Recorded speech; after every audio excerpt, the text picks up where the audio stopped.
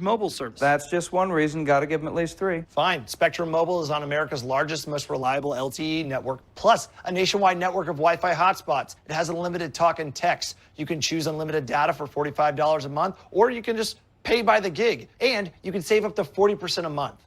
How's that? Well, that's between 3 and 87 reasons, so yeah, that works.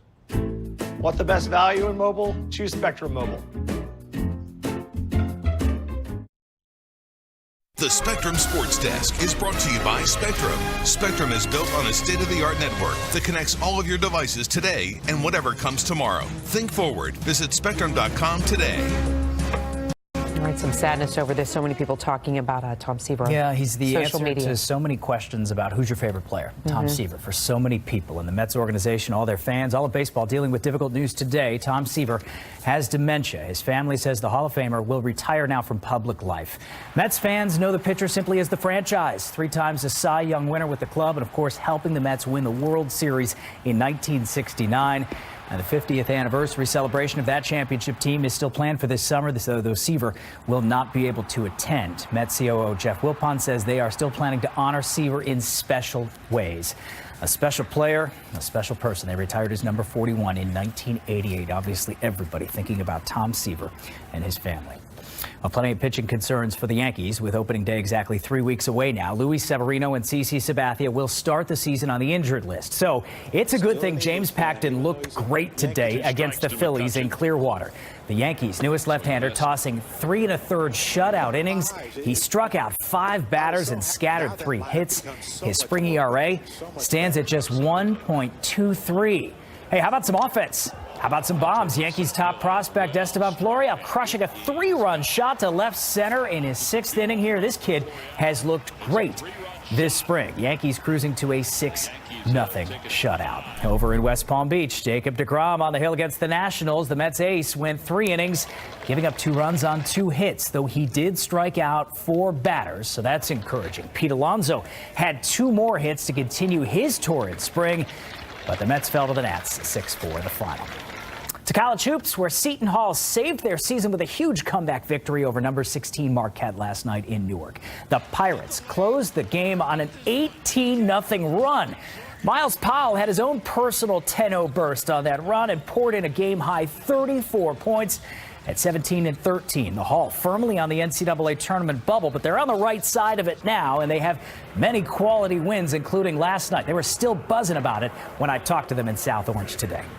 Yeah, one of my biggest wins in my career. I mean, the Kentucky one is up there, but beating a ranked opponent like that at home in your home building is up there with the best of my wins in my career. I was really impressed, even though we got down late, you know, how they fought back. I mean, I think they really kind of understood how big of a game it was, and they really fought hard, and I thought Miles Powell was obviously just phenomenal. We battle tested. We're going to fight no matter what, and we could definitely get some wins in the tournament. He's confident that they have the talent to be there. All right. Love the confidence. John, thanks. NBC Nightly News with Lester Holt is straight ahead. Thank you so much for joining us. We'll see you back here for News 4 New York at 11. Have a great night.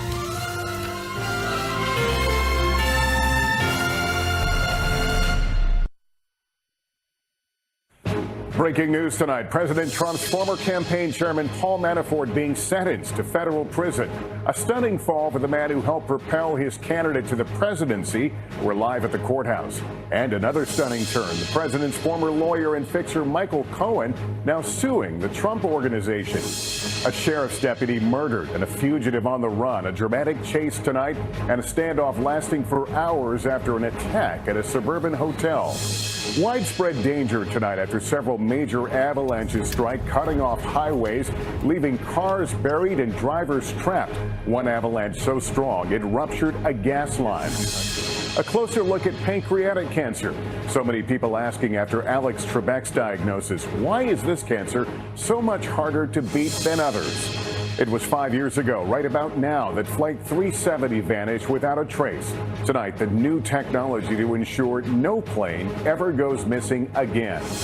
Who's watching you when you stay in an Airbnb? I turned to leave the kitchen, and there was a camera. The company addressing concerns from those who say they're not going far enough to warn about your privacy. And an incredible reversal of fortune. An unemployed man who forgot his lottery ticket at the store and nearly lost out on $273 million. This is NBC Nightly News with Lester Holt. Good evening, everyone. Two big stories are breaking tonight involving men who once flew high in President Trump's orbit. This evening, his former campaign chairman, Paul Manafort, in a Virginia courthouse to face sentencing for financial fraud and potentially the harshest punishment yet for anyone convicted in the Mueller special counsel investigation. And it comes on the same day the president's one-time fixer and personal lawyer, Michael Cohen, himself soon headed to prison, fired another big salvo his ex-boss's way, a lawsuit. But first, the Manafort sentencing. Hallie Jackson standing by with late details. Paul Manafort, in a wheelchair wearing a green jumpsuit, appeared before a Virginia judge tonight, a dramatic conclusion to his year-and-a-half-long court battle. He's been convicted of financial crimes, including tax and bank fraud, crimes for which he did not apologize today, though he asked for compassion. Manafort told the judge the last 2 years have been the most difficult years for him and his family, adding in his first public comments since November 2017, to say I have been humiliated and shamed would be a gross understatement. Manafort was the political veteran brought on by the upstart Trump campaign in the spring of 2016, hired to help prevent a rebellion at the Republican convention and eventually promoted to lead the campaign. But even then, his ties to Russia haunted him. He stepped down that summer because of growing questions about his business dealings overseas. Since then, the president has tried to distance himself. Now, Paul Manafort's a nice guy, but, he worked for me for a very short period of time, literally for, a couple of months? But more recently, he's praised Manafort for not flipping on him. I have great respect for what he's done in terms of what he's gone through. It's very sad what's happened to Paul, the way he's being treated. It could get worse for Manafort. He faces more prison time in a separate case in Washington. President Trump says he has not offered a pardon, but is not taking it off the table either. For his former campaign chair, a possible lifeline in a stunning fall from grace. And that sentencing hearing is still happening even as we speak, as we wait for the judge to say how long Manafort should spend behind bars. In his brief remarks, Manafort said he has had much time to repent. He will go through another sentencing again for that Washington case next week. Lester? Hallie Jackson at the White House, thank you. And more breaking news this evening, as we said, involving another man once very close to the president. His former lawyer and fixer, Michael Cohen, now suing the president's business as Cohen's recent testimony before Congress comes under new scrutiny. Our Kristen Welker with late details. Tonight, Michael Cohen once again going after his former client, now suing the Trump Organization for $1.9 million in legal fees after Cohen says the organization broke its promise and stopped paying his legal bills once he started cooperating with prosecutors and speaking out against the president. He is a cheat. But tonight it's also Cohen on defense amid new scrutiny over this comment he made during that same appearance talking to Congress about whether he'd accept a presidential pardon. I have never asked for, nor would I accept, a pardon from President Trump. But overnight, Cohen's lawyer, Lanny Davis, acknowledging to NBC News, Cohen did at one point direct his former attorney to explore possibilities of a pardon with President Trump's lawyers. Still, Davis insists that does not conflict with Cohen's congressional testimony because Cohen is no longer cooperating with the president's legal team. Mr. Trump's attorney, Rudy Giuliani, firing back today. Never means never. Cohen is heading to prison in part for pleading guilty to lying to Congress. And tonight, Republicans are escalating their attacks against his credibility. That just furthers the narrative that maybe he's not the best conveyor of the truth. Michael Cohen lied like a dog. That's what he did. And Kristen joins us now. Kristen, we're talking about two big players in the president's world in the spotlight for crimes. What are the potential implications for the president himself? Well, Lester, the White House has been consistent in its defense, saying that Michael Cohen is a liar and Paul Manafort's crimes have nothing to do with the president. But it has been a challenging 2 weeks for President Trump, the North Korea summit falling apart, House Democrats stepping up their investigations. And of course, we're all awaiting the Mueller report. Kristen Lester. Welker also at the White House for us. Thank you. And on the subject of North Korea, there are new images of that rocket launch site we've been telling you about that experts now believe is fully operational. But the State Department is not drawing that conclusion, wanting answers from North Korea just days after the Hanoi summit fell apart. Andrea Mitchell is in our Washington newsroom. Andrea, what does this mean? Well, Lester, these two new satellite images taken just yesterday show even more construction at that rocket launch site. Tonight, a senior U.S. official saying we do not know why they are taking these steps. They need to keep their commitments to the president. They want answers. This is a site Kim Jong-un promised to dismantle at their first summit. It was shut down last August. But these new photos now show how quickly Kim can reverse steps to disarm. The State Department officials saying tonight there is still time to denuclearize North Korea before, as he puts it, the end of President Trump's first term. But they have to start soon. And while he says they did close some gaps in Hanoi, he described negotiating with North Korea as a grinding process. Lester. All right, Andrea, thank you. Now to Capitol Hill, where the House late today passed an anti-hate resolution after remarks by a freshman Democrat were criticized as anti-Semitic and left the Democratic Party divided. Our Casey Hunt has the latest. Democratic Congresswoman Ilhan Omar tonight. Are you going to apologize? Refusing to answer questions about comments many in her own party are condemning as anti-Semitic. Remarks sparking a vote late today on a resolution condemning hate speech. Does she need to apologize? Well, she may need to explain that she did not. It's up to her to explain, but I do not believe that she understood the full weight of the words.